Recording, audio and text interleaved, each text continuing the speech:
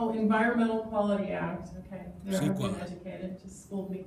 Now a city council can okay a project without public input or environmental study after petition is certified. Would you vote for that project, meaning a project that hasn't been, explain what project they would be voting for? Any kind of a project makes no difference. I don't know a thing about your project. You probably understand this better than I do. Okay. Yeah, what she's referring to is called CEQA. Okay, we'll call it the environmental out there.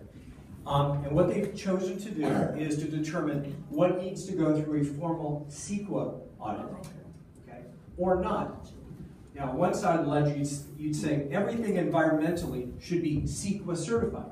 Well, that could be literally down to trimming a bush, all the way to the extreme of, no, just do anything you want. So basically what they've done is try to determine what attention needs to be given to certain projects. And so when you see the word CEQA exempt, that just means it doesn't have to go through that full audit process. It doesn't mean they don't have to meet guidelines. They have to meet guidelines. It just doesn't have to go through a formal CEQA review. And so would you vote for that? Did he answer your I question? wanted to know if I wanted to know how you guys... Or a project that had not had review. Well, let's put it this way. Yeah.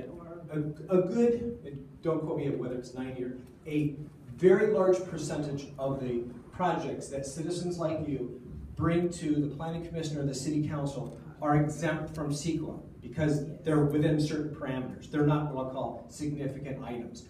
Items that are larger, all of those will have to go through this CEQA process. So it's a way of identifying a project and saying, what are the environmental impacts and do we need to do a more formal study as opposed to having to do something formally with every project that you can go through. So CEQA is a bit complicated, but the essence of it is, does it need to have additional review or not? Whether it does or not, it still has to meet standards. I guess what appalled me was when I found out that the proposed stadium in Carson and in Englewood were passed by the city council without CEQA. Yeah, without a CEQA study. That's because they also have something more intense that's called an environmental impact report. Okay, so if they're going through a full environmental impact report, you've got traffic studies, you've got environmental studies, you've got water runoff, you've got a lot of things that CEQA doesn't necessarily deal with. So they're all similar. It sounds like they're similar, but if they've done a full environmental impact report, that's the best protection you're going to get. Did anybody else have a comment about that? It's self-explanatory. Yeah, I thought you kind of explained it. Yes. On that environmental issue, Dan, were you involved in the planning commission when Wesley Plaza was basically denuded of all its trees? We're going there. Okay, no, the tree issue. Here we go. So I'm standing, thank you. What's your first name? Sorry. Pat. Pat. So I'm at Bank of America making a deposit, and all of a sudden I hear chainsaws. Like, what's this? So I actually walked into the Regency Center and demanded to see the manager. I identified myself as being on the planning commission. He says, we have all of our permits. I said, I'd like to see them. So sure enough, he pulls them up all online, and he has all the permits.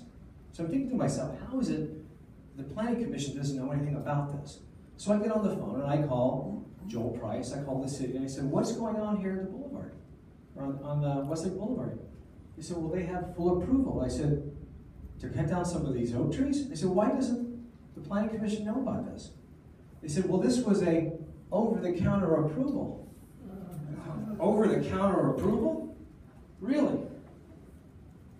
City council members, I've asked each and every one of them, tell me about your knowledge about this permit process and this over-the-counter approval. And the answer was, none of them.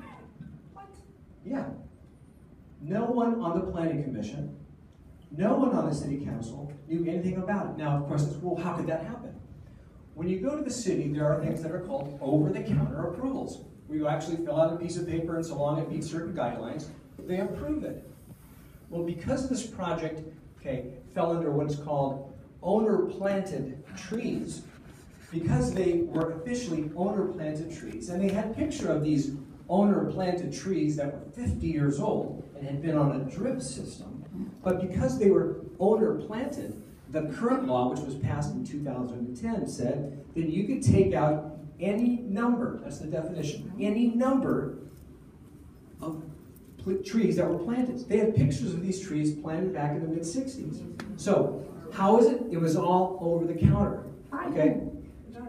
So it's all over the counter. So that's the answer to your question. What's going on now is between a tree committee, the planning commission, the staff, the citizens, all groups have gotten together, and 5 separate bodies have not been able to agree on it. It's now going back to staff, and what I'm suggesting, and what was quoted in the paper yesterday, what I'm suggesting is have a tree committee that's ongoing, not that they just bring them together for 3 or 4 or 5 meetings. Bring them together so on an ongoing basis, if somebody wants to make changes to landscaping that involve trees, that you ask the citizens, so we don't end up with this over-the-counter approval ever again.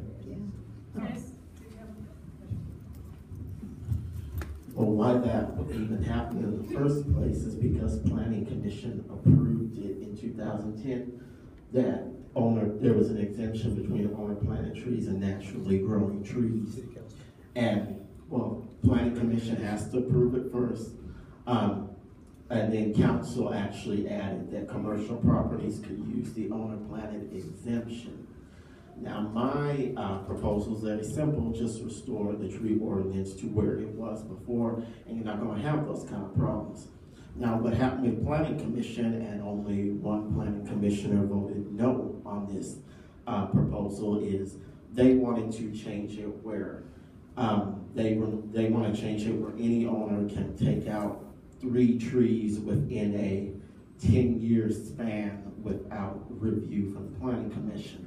This actually is almost worse than what was in place before, and we saw what a disaster that led to at Westlake Plaza. Now, as I said, I'm for restoring the oak tree ordinance to where it was before. Now, this is